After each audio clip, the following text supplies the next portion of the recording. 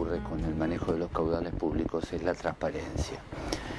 Las sociedades comerciales tienen un defecto, tanto acá como en Europa, y es que el mismo grupo de control, el mismo grupo de capitalistas que elige a los directores es el que designa a los síndicos, teniendo en cuenta que estos últimos tienen que fiscalizar o controlar a los que administran la compañía. Si bien alguna alternativa, como designar síndicos por los sectores minoritarios, acciones clase A y clase B, en definitiva es un sistema de fiscalización o control que no se ha revelado muy apto en la práctica.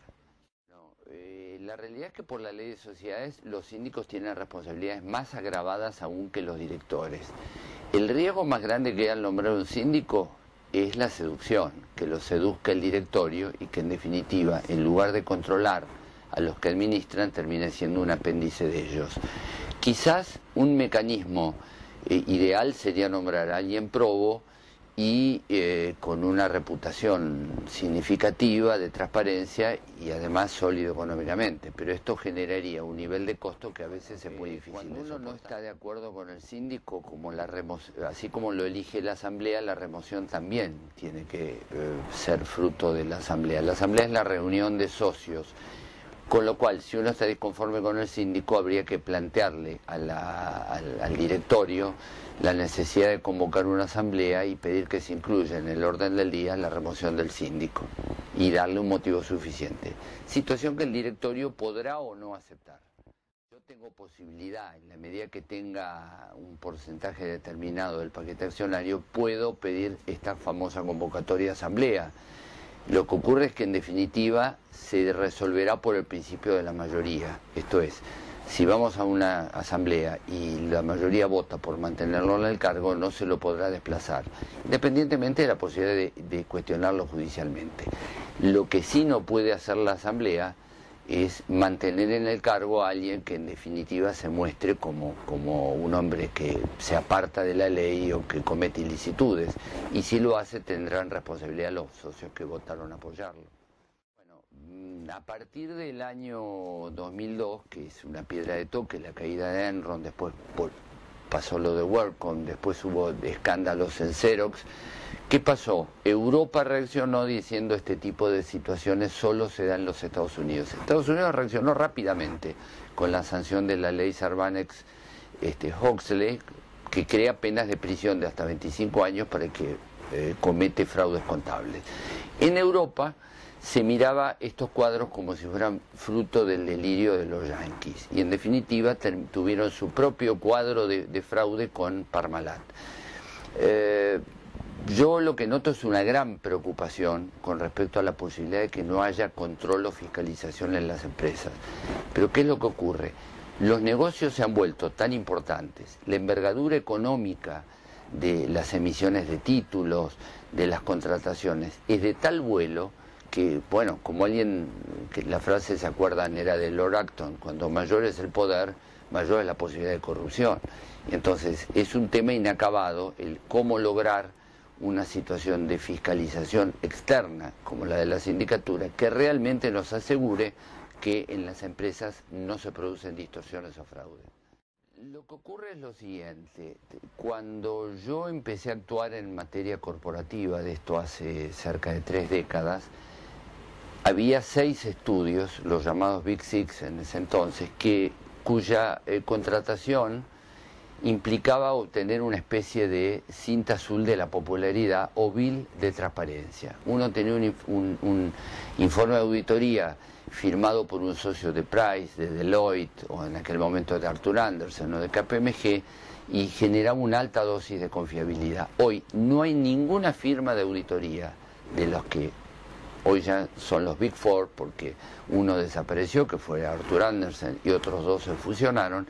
No hay ninguna de estas grandes firmas que no tenga reclamos cuantiosos ante los tribunales de todo el mundo. Pero todavía aún así siguen siendo estudios que por cantidad de socios, por prestigio internacional y por solidez económica, en alguna medida garantizan un poco más que si uno nombra un auditor común sin ningún respaldo económico o de un estudio importante atrás. Bueno, la posibilidad de cuestionar el informe del auditor va como anexo a los estados contables. Los estados contables se discuten una vez por año, de acuerdo al artículo 234 de nuestra ley. Dentro de los 4 meses de cerrado el ejercicio hay que convocar una asamblea. En esa asamblea habría que cuestionar el informe del auditor. Nosotros tenemos planteados, en muchos casos, cuando hemos demandado al directorio por balance fraude, por balances inexactos o fraudulentos, y hemos pedido la remoción, también hemos promovido acciones de responsabilidad contra los auditores, que todavía en la República Argentina siguen siendo infrecuentes. En el mundo jurídico hay una serie de responsabilidades que han comenzado a considerarse especialmente agravadas. Con toda seguridad, top of the best, la más alta en cuanto a agravamiento es la de los banqueros. En el caso de las calificadoras de riesgo, y tal como ocurre con los auditores, estamos hablando de gente con una altísima capacitación profesional, hecho que por el artículo 902 de nuestro Código Civil genera responsabilidad agravada, y además que tienen medios económicos y soportes internacionales como para llevarlos a emitir informes que deberían tener una solvencia profesional importante. Ahora, hay un elemento adicional, y es que en los últimos años las calificadoras de riesgo han empezado a ser contratadas para calificar deuda soberana, esto es, las deudas emitidas por los estados. Acá aparece el componente político, y así empezamos a ver, por ejemplo, que en el país que se considera el reino de la libertad, como es Estados Unidos, ya hasta el presidente Barack Obama ha salido a cuestionar severamente los informes de las calificadoras de riesgo que cuestionan medidas tomadas por el gobierno federal. Esto está empezando a pasar en todo el mundo, pero no existían antecedentes de demandas contra calificadores de riesgo. Ahora ya los hay. Específicamente hay un caso que yo he comentado en varios diarios, algunos de máxima circulación, otros diarios jurídicos, que es una demanda contra la calificadora de riesgo más importante del mundo, que es Standard & Poor's, por recomendar títulos emitidos por Lehman en su momento, poco antes de su caída. En definitiva, por nuestro derecho debería ir en contra de aquel que firma la calificación y en contra de la calificadora como institución que lo ampara. Lo mismo pasa con los estudios de auditoría. Por ejemplo, hay un caso célebre motivado en la Argentina por la venta del paquete accionario en su momento de Supermercados Norte a Carrefour. Está demandado el estudio de auditoría más importante que hay en este momento en el mundo, por cantidad de socios y por envergadura económica. Está demandado el auditor que firmó los informes, pero también está demandado el estudio que integraba, porque en definitiva, si uno contrata a alguien, lo que está haciendo es contratar a ese estudio que designe un socio que lo represente, ¿no es cierto? No cabe duda que esto va a ocurrir. Lo que pasa es que el caso de la República Argentina es diferente al resto del mundo. ¿Y por qué? No debe de existir gente más estructurada y menos afecta a transitar caminos que otros no han caminado antes que los abogados argentinos. Con toda seguridad sí hay alguien más, los escribanos. Son aún más estructurados que nosotros, son aún más temerosos y están aún más atados a fórmulas preconcebidas. El abogado argentino es reacio sobre todo si hablamos de grandes comercialistas, a emprender demandas que abran caminos que sean señeras, si bien ha habido antecedentes importantes. En la Argentina yo no conozco antecedentes de demandas a calificadoras de riesgo, pero con toda seguridad debería haberlos en aquellos supuestos en donde, por ejemplo, califican con AAA a títulos que terminan siendo junk bonds, una especie de bono basura, y perjudicando severamente a los ahorristas, ¿no es cierto? En Argentina, cuando ocurrió la crisis del 2001-2002, se dio algo muy particular, y es que por razones de Estado, los tribunales decidieron amparar o darle un aval a la especificación, partiendo de la base de que el Estado argentino y el sistema no estaban en condiciones de restituir dólares que habían sido tomados en definitiva en pesos a razón de $1 $1. Y se va a dar la siguiente paradoja. Si yo había colocado dinero o había comprado títulos de deuda soberana del Estado Nacional emitidos en dólares, aconsejado por el Banco Nación, en la República Argentina me los devolvían especificados. Pero si yo era un italiano residente en Roma, que había comprado en la sucursal Banco Nación de Roma títulos de la deuda soberana, o era un argentino residente allá que había hecho el mismo negocio, la justicia italiana obligaba al banco a devolver el título en la moneda de origen. En la Argentina, generalmente la justicia ha acompañado las políticas de Estado cuando están basadas en razones de emergencia económica.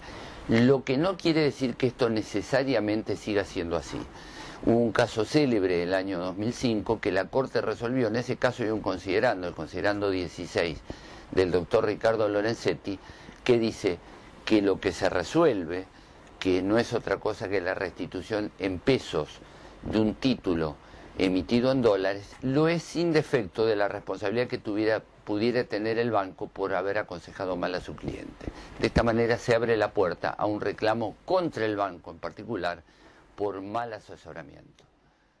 Teniendo la misma normativa, lo que ocurre es que lo que ha sucedido es una mutación en la mentalidad de nuestros tribunales. Por ejemplo, hay 3 o 4 precedentes que son muy interesantes que yo recuerdo ahora. Hay una condena por la Cámara Civil y Comercial de Santa Fe contra el nuevo Banco de Santa Fe tras comprobar que ahorristas importantes que concurrían al banco se les aconsejaba depositar la plata, remitirla a una offshore uruguaya, diciendo que esto la arriesgaba, alejaba del riesgo sistémico. Cuando se produce la crisis de 2002, se niegan a reembolsar este depósito en dólares y dicen que es una colocación extranjera. Justicia dijo no, colocó en el nuevo Banco de Santa Fe, la deuda fue monitoreada por un gerente, el banco debe responder. Y hay casos parecidos, hay un fallo muy reciente del juez Hugo Vitale, un caso Huachovia, ex Prudential, en donde alguien coloca fondos por consejo de un asesoramiento financiero, de un financial advisor o asesor financiero, en una torre de estas de Catalinas, se le da documentación diciendo que el dinero fue a Estados Unidos y cuando pide rendición de cuentas le dicen usted no puede pedir rendición de cuentas acá porque esto es una colocación extranjera. El juez le dijo no señores, esto se colocó en Catalinas, en las sedes de las oficinas argentinas, rindan cuentas y después veremos qué hacemos.